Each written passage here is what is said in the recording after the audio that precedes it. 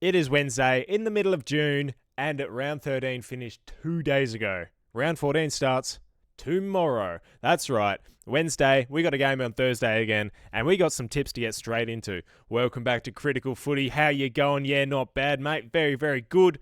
And we're going to get straight into some tips, because these boys, they just keep playing. You know what? We're edging closer and closer to them playing every single day of the week, and you better do it. I don't care how sore your bodies are. Entertain us now. All right, let's get into it. On one quick thing I want to ask, what's everyone's thoughts on these bye rounds? To me, 5 is way too many. We don't need 5. They started in round 12 and they're going to keep on going. We got 2 more rounds of this bullshit. It's coming to round 16. And on top of that, we've had this opening round shenanigans where there was 2 games that couldn't be played because of a hurricane. Bloody ridiculous. And now we've still got all these byes, and come the end of the round, we got 2 teams that are playing twice. What the hell's going on? You think if they got 5 rounds of byes, then they'd find somewhere a slot available in one of these situations to get the Suns and the Dons playing each other. Why do you give them a bye in the very first round and then again later on? I just don't know what's happening. It's fucking weird. Anywho. Enough of that. Let's get into the games. Okie dokie. We're kicking off Thursday night with everyone's favourite team as the Sainties take on the Dogs. Whoa, whoa, whoa.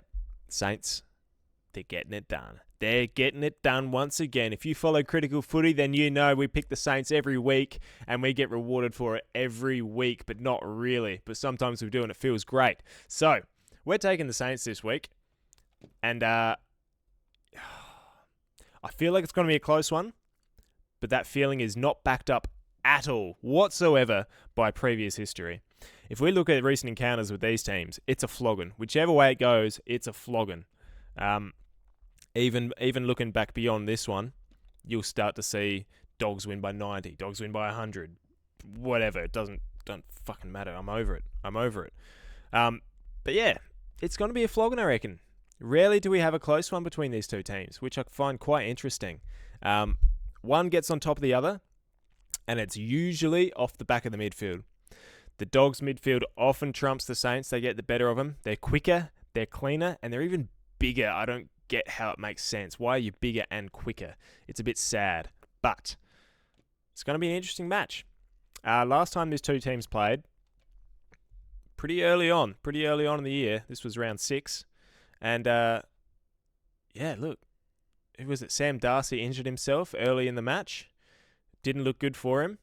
He's apparently, he's looking like he could even get up for this match, which is incredible. As we watched the injury, I'm sure everyone thought, ACL, he's out for the year, because that knee hyperextended did not look good. Turns out he's not that bad, and he might be back for this round. I hope he does get back, because he's an incredible player, and the Dogs need him right now. But if he has to wait just one more week, that wouldn't bother me either, because we are getting the Saints in this one. We're taking them by a landslide. As you look at the ladder positions here, Saints have 12 ladder points. 12 is greater than 9, so they're doing a lot better this year. Good on them for that. They had a nice win over Melbourne last week. A few ugly ones before that. And the Dogs were very disappointing coming off the bye. So it's a fascinating game, Dogs coming off, a 7-day break? Saints coming off the bye. They've had a long time for recovery.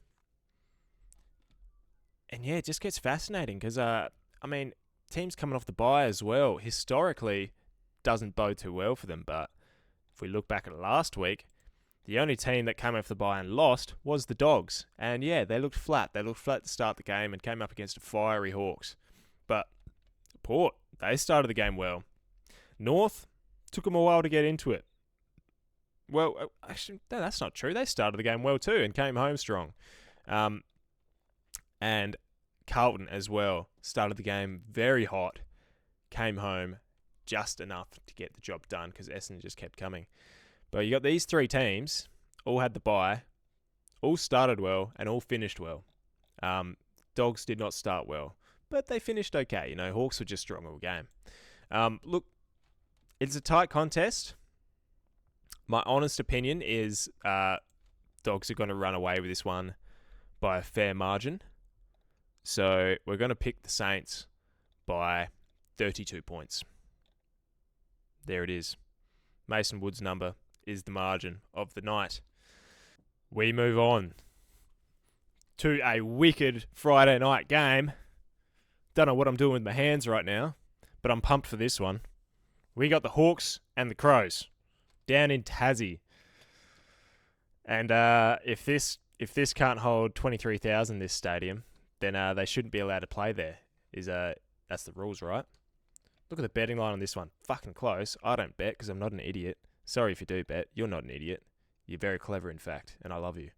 But as we look at the history between these two, Hawks smashed them last year, as they did to every team late in last year. Not even going to look at that one, really, because Crows were shit last year as well. They beat them twice last year, the Hawks, pretty convincingly. And 2 years ago, it was a nice close one to the Crows. This is going to be a great match. Hawks finally found form again last week. And as they head down to Tassie, they don't lose too often down there. They do not lose too often down there. I would actually love to have a little look at that venue and see the history there. Look, they've only played once this year, but look, win. That was 4 times last year. Let's go to the year before that. Win. Oh, there was that one. But win. You see, even if they're close games, they just get it done. Do the Hawks. They love playing in Tassie. I don't know why. I wouldn't like playing in Tassie. It's bloody university oval.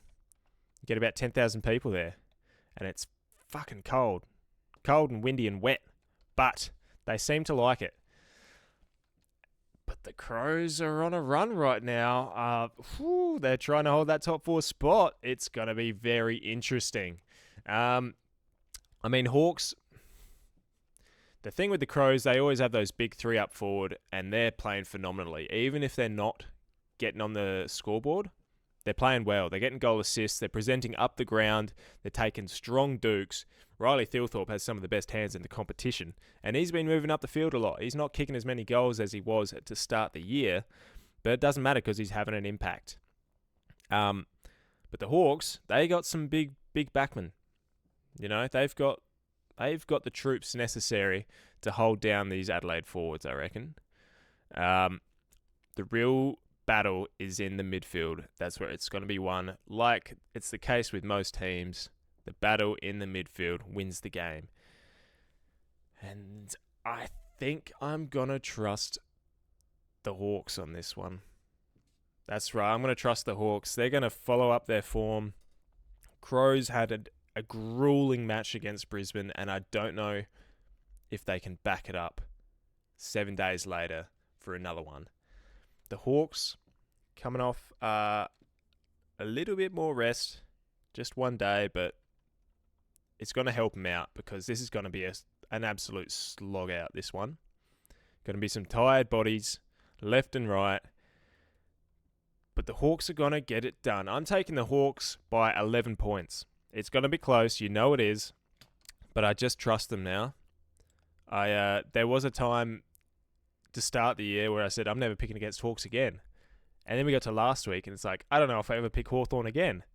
And now here I am again, saying, I don't know if I'll pick against the Hawks again. And again and again and again and again, I'm just losing my mind over this team. But the brown and gold, I'm trusting them again. So we'll see how they do.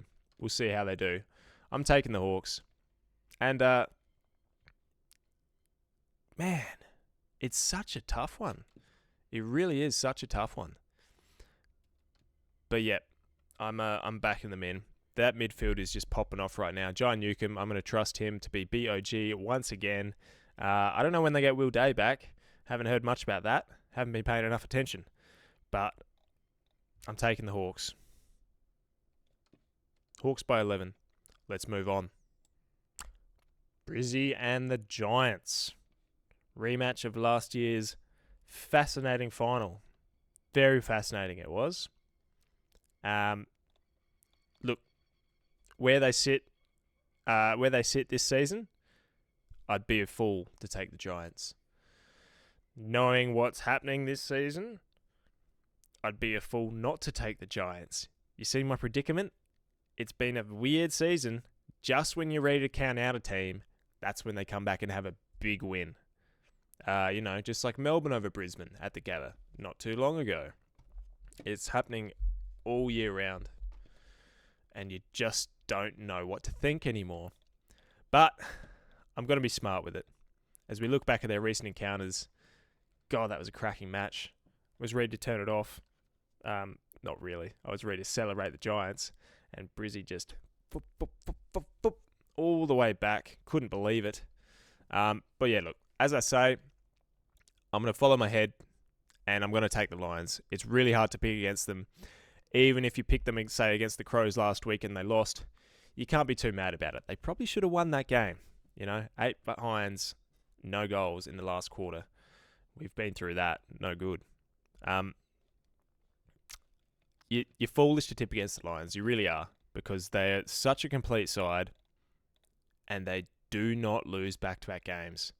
So, taking the Lions, by how much? I think they're going to pump them. I think they're winning by 46 points.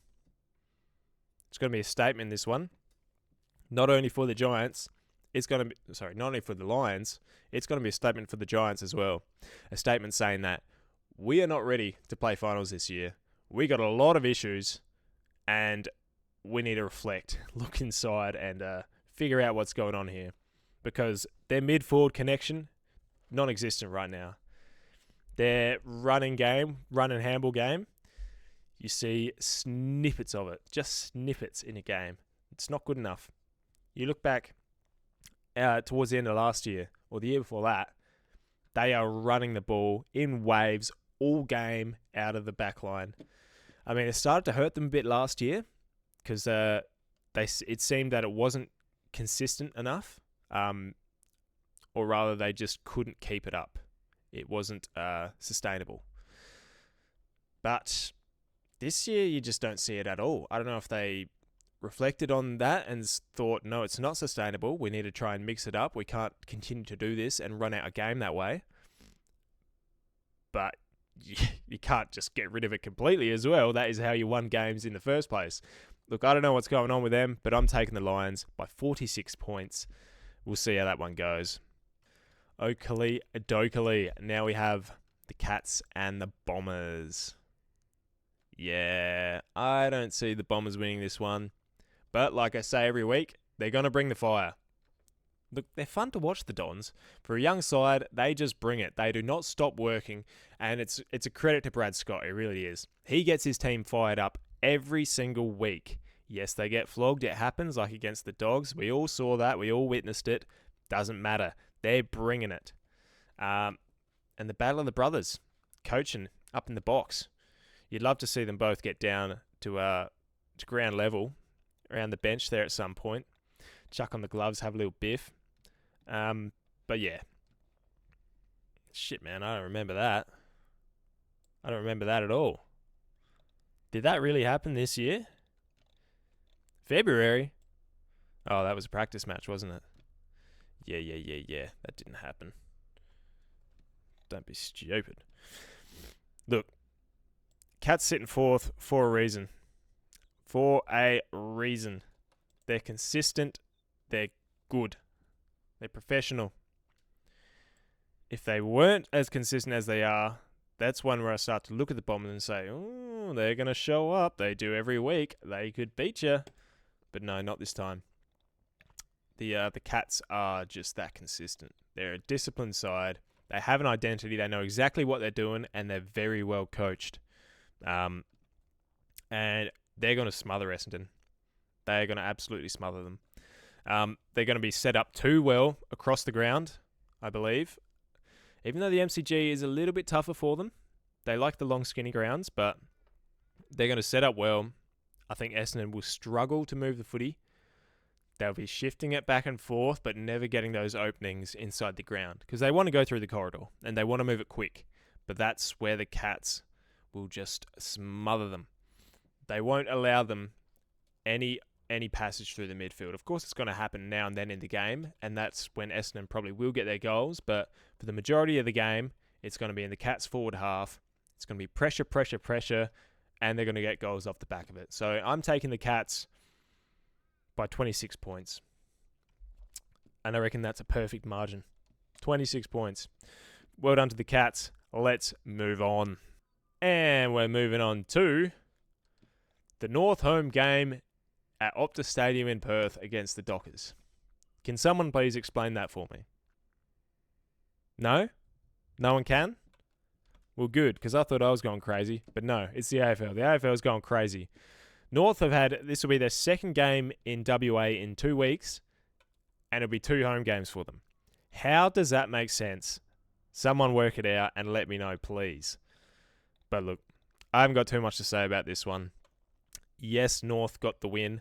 Yes, they're what? 2 1-on-1 in the last 4? I don't care. Dockers have won 3 in a row and they are flying. They're coming off the bye just like the Saints.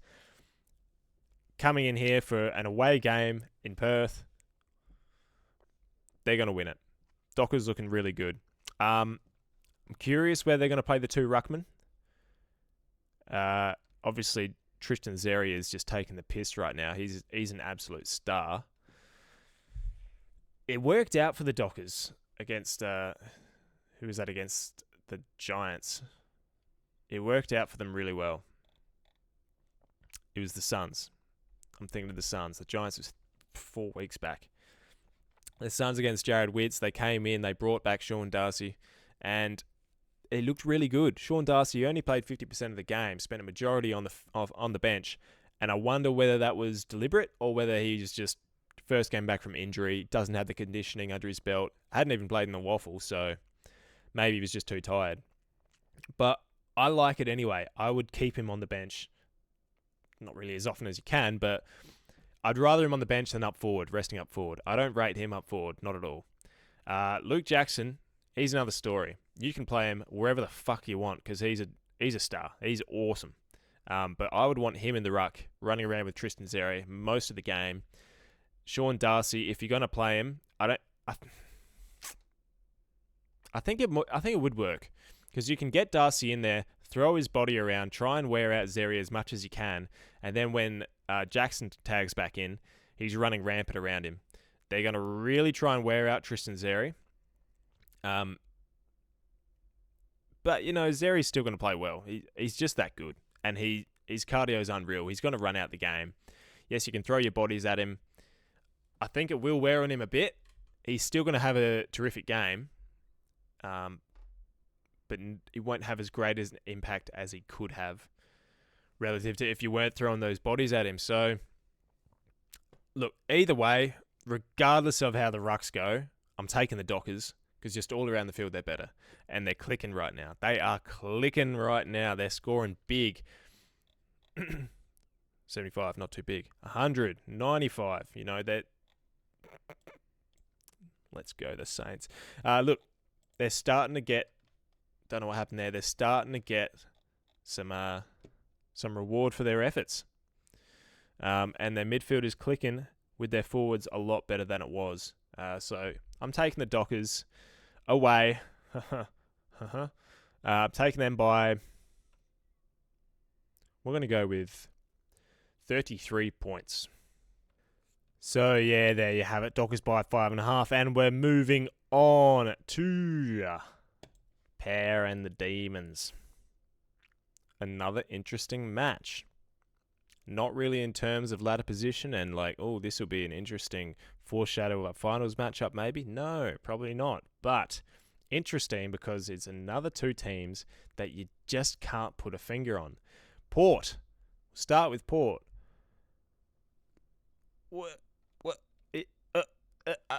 They lose to the shittest teams. They come back and beat a team that you think is okay. I don't know what's going on. Look, they were getting killed before last week. But they come out and they beat the Giants. Over at the Giants' home ground as well. I don't know, man. I don't know whether to give credit to Port or to give credit to the Giants for just playing like shit. I really don't know. And the Demons, they're doing all the right things, except playing the Saints. That's not the right thing because, of course, they're going to lose that. Otherwise, they're doing all the right things and just not getting the results they need. They had been, except for the last 2 weeks. Gut-wrenching loss against the Pies, losing by a point. Not too long ago as well. That was Monday. But shit. Are Power going to ride their wave of momentum? Because they are a momentum team. They're absolutely a confidence team, the Power. I was going to call them a young team. I don't even know if they are. I feel like a lot of their better players are younger. And that's where the confidence comes into it. Because if they're riding that confidence high, riding that wave of momentum, then they're going to be up and about and they're hard to stop. Because they do have good players. You look at their list and you think they shouldn't be as low as they are. But it's pretty top heavy. Look, the D's... God, I feel bad for the D's. They should be hovering around the 8 right now. Because they've been playing the right way. And I'm going to back them in for that because they continue to play the right way. I think they're going to do it again, and it's going to pay off. It's going to pay off big time. This will be a tough win down at Adelaide Oval. It's not the Portress anymore, but it's still a tough win. You know, if you're coming against the Crows, well, good luck. If you're coming against Port, it's going to be tough. And so, that being said, I am taking the Demons. In a close one, I'm taking the Demons by 8 points. And I think they could win by a lot more than that. But they're going to do what they love to do and kick poorly. And Port's going to edge their way back into the contest. But they will not take it home. Close games in the history between these two sides.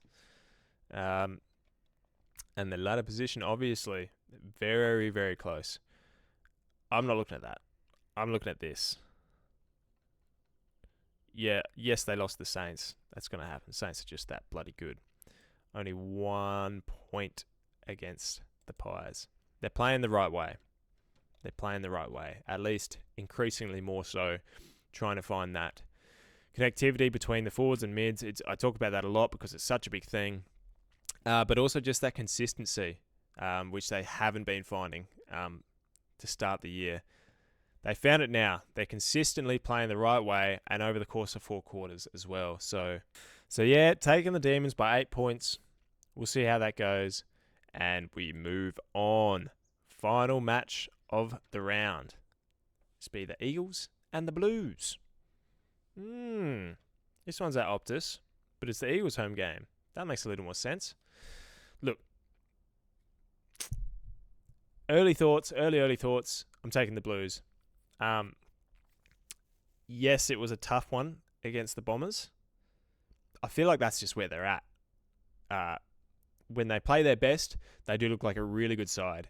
Their ball movement is very dynamic, and they've just got some good names in that team, don't they? They've got some really good players. But collectively, they struggle to stand up as a unit. But when they do it, I still haven't seen them do it for an entire game. But when they do it, they look like one of the better teams in the competition. And it just makes you scratch your head a bit. Like, is it the coaching? Is it the discipline? Is it a mental thing? I have no idea.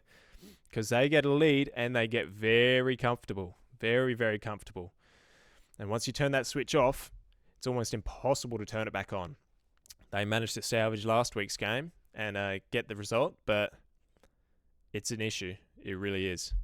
But hey, their best, miles ahead of the Eagles' best. They're just that far ahead of them. And look, you just have to take them. I mean, I'm sure within the club, they still believe they're a finals team, and they're going to be pushing for it. So this is just one of those matches they cannot lose. I'd love to see them lose, but they cannot do it. And yeah, look, history speaks for itself. They show up against this poor Eagles team, and they get the job done. I'm backing them in. Not much more to say about this one. Go the Blues. Not really. Go the Eagles, but I'm going for the Blues, and I think they're going to win by 27 points. Eagles are at least fighting a little harder these last few weeks. They really should have won against North. Glad they didn't, because I didn't pick them. But they blew their chances. God, signs of a young team. And this week, they're not going to get as many chances. Blues by 27. Is that what I said? It's 27 now. But yep. So there we have it. That is round 14 in the books. I have looked into my crystal ball and found a perfect 7 for 7 tips. I know I let you down last week with the 5 for 8, but look, that's because the Saints had the bye. When the Saints are playing, I got peace of mind, absolute clarity, and you can join me as we tip them, as always, on the path to enlightenment and righteousness. So, Uru Bludgers, enjoy the footy, and we'll see you next time. Ta-ta.